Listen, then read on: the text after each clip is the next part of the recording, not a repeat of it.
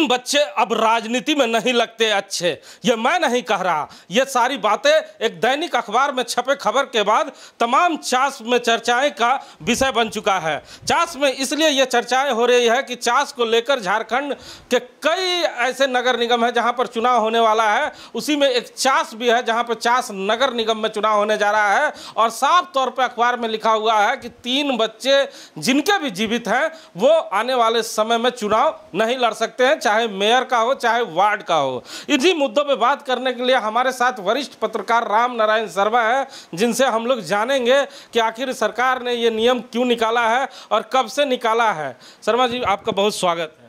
धन्यवाद हिमांशु जी। हमारे दर्शक काफ़ी परेशान हैं, चास में रहने वाले राजनीति करने वाले लोग काफ़ी परेशान हैं। वो असमंजस की स्थिति में अब आ गए हैं कि तीन बच्चे राजनीति में नहीं लगते अच्छे। जब से अखबार में छपा है कि तीन बच्चे जीवित अगर हैं तो अयोग्य माने जाएंगे, क्या मतलब है, पहले ये समझाएं हमारे दर्शकों को। हिमांशु जी, जैसा कि अखबार में खबर आया, ये रांची से प्रकाशित खबर है और जो नगर निगम और नगर निकाय के चुनाव को लेकर राज्य सरकार ने जो संशोधित नियमावली बनाई है, उसके तहत यह नियम दिखाया गया है कि अगर किसी भी व्यक्ति का जो चुनाव लड़ने के इच्छुक हैं निगम में या नगर निकाय में, तो अगर उनके यहाँ उनके परिवार में उनके 2 से अधिक जीवित बच्चे हैं तो वो चुनाव नहीं लड़ पाएंगे। ये सरकार के द्वारा बनाया गया कानून अभी कहा जा रहा है। हालांकि इसको लेकर पहले एक तिथि तय की गई थी, जिसको आने वाले समय में और भी इस पर बड़े क्लियरिफिकेशन आएंगे। लेकिन अभी ये बड़ी चौंकाने वाली खबर है कि वैसे लोगों के लिए जो चुनाव लड़ने के लिए ज़बरदस्त इच्छुक थे और चास नगर निगम के गलियों में भटक रहे थे या धनबाद नगर निगम की गलियों में भटक रहे थे, उनके लिए तो एक तरह से सरकार ने, आप कहिए तो, बड़ा रोड़ा लगा दिया हिमांशु जी। जी, सही बात आपने कहा शर्मा जी। कई लोगों के जो सपने थे वो सपने टूटते नजर आ रहे हैं, लेकिन क्या माना जाए कि ये सपने टूट गए हैं कि अभी टूटने के आसार नजर आ रहे हैं? मतलब इसमें कोई गुंजाइश है कि जैसा कि इसके पहले भी सूचना आई थी कि कुछ समय निर्धारित किया गया था कि इतने से इतने तिथि तक अगर उनके 2 बच्चे हैं, अगर तीसरा होता है तो, कि पहले से तो कई ऐसे प्रत्याशी हैं जिनके 4-4 बच्चे हैं, वो चुनाव मैदान में दौड़ रहे हैं, तो क्या माना जाए कि उनका पत्ता साफ हो चुका है? नहीं, जैसा कि अखबार में अभी वर्तमान में जो खबर आया उसके तहत तो आप कह सकते हैं कि उन्होंने सरकार के जो संशोधित नियमावली की दुहाई उस खबर में दी है। इसके आधार पर तो उनके पत्ते लगभग कटने तय हो गए हैं। लेकिन जिस कट ऑफ डेट की आप बात कर रहे हैं, अगर वो भविष्य में किसी भी तरह की वो कट ऑफ डेट आता है तो हो सकता है उनके लिए कुछ गुंजाइश बचेगी। लेकिन अभी जो वर्तमान में स्थिति है, इसको देखते हुए चास नगर निगम की बात करें या पूरे प्रदेश के नगर निकाय या नगर निगम की बात करें, तो वैसे लोग जिनके 2 से अधिक जीवित बच्चे हैं उनके लिए सरकार की तरफ से रेड लाइट जला दिया गया है कि अब जनसंख्या नियंत्रण का ये एक ऐसा हथियार सरकार प्रदेश में पेश करने जा रही है, जिसको अगर आप फॉलो नहीं किए तो सरकार के जो आप प्रतिनिधित्व बनने की कोशिश में जुटे हुए हैं, जनप्रतिनिधि बनने की कोशिश में जुटे हुए हैं, उस पर भी आपका फुल स्टॉप लगने जा रहा है। और क्या क्या नियम आया है? जैसे कि लोग कह रहे हैं कि पहले कोई भी व्यक्ति कहीं भी जाके चुनाव लड़ लिया करता था, वार्डों की बात अगर करें तो क्या इसमें भी कोई संशोधन हुआ है? हाँ, बिल्कुल, इसमें भी संशोधन हुआ कि आप किसी भी नगर निगम में या नगर निकाय में एक ही वार्ड से पार्षद का चुनाव लड़ सकते हैं। अलग अलग वार्ड से आप पार्षद का चुनाव नहीं, एक ही किसी भी एक वार्ड से आप तय करना है और उसी वार्ड से आप चुनाव लड़ सकते हैं। लेकिन इसके साथ ही साथ ये भी आपका एक नया कानून आया है कि आप पार्षद के साथ साथ मेयर का भी चुनाव लड़ सकते हैं।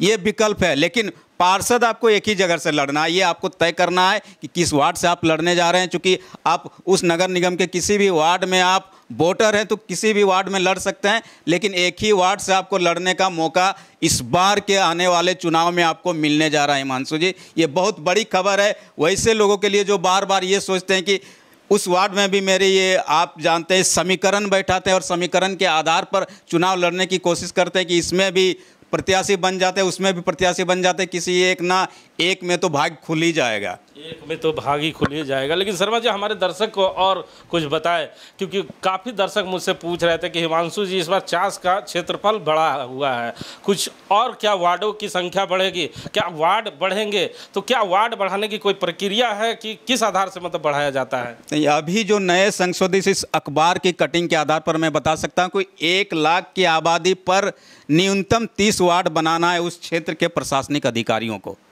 अगर आपके नगर निगम या नगर निकाय क्षेत्र में 1 लाख की आबादी है तो न्यूनतम 30 वार्ड बनेंगे। उसके अलावा अगर वार्ड की संख्या बढ़ानी है तो प्रत्येक 10,000 की आबादी पर, यानी 10,000 की पॉपुलेशन पर एक्स्ट्रा 1 वार्ड आपको बनाना है।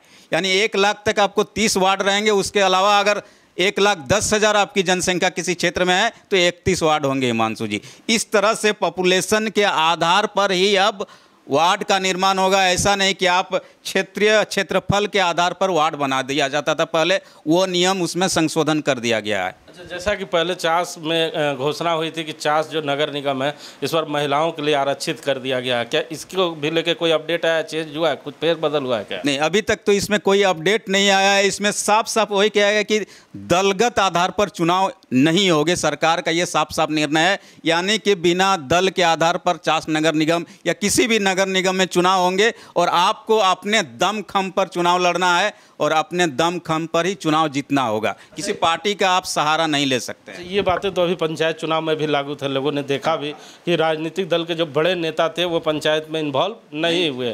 तो ऐसा ही नगर निगम में क्या हो पाएगा? बड़े नेता नगर निगम से दूर रह पाएंगे? नहीं, बिल्कुल आप जैसा कह रहे हैं ये बहुत ही टेक्निकल बात है। आप भी जानते हैं, मैं भी जानता हूं, चूँकि प्रत्यक्ष रूप से तो उनको शामिल नहीं ही होना, ये तो आप जान लीजिए। अप्रत्यक्ष रूप से आप अपने फेवर में किसको फेवर करेंगे ये तो जब चुनाव होगा, जब प्रत्याशी वैसे आएंगे तो आपको देखने को मिलेगा। लेकिन नगर निगम की गलियों में बड़े नेता अपने पार्टी का झंडा लेकर या अपने फेवर के प्रत्याशी के साथ खड़े नजर नहीं आने वाले। हिमांशु जी, आपको क्या लगता है कि बड़े नेताओं ने जो प्लान बनाया था वो प्लान कितना टूट गया होगा? ये 3 बच्चे राजनीति में अच्छे नहीं के खबर आने के बाद।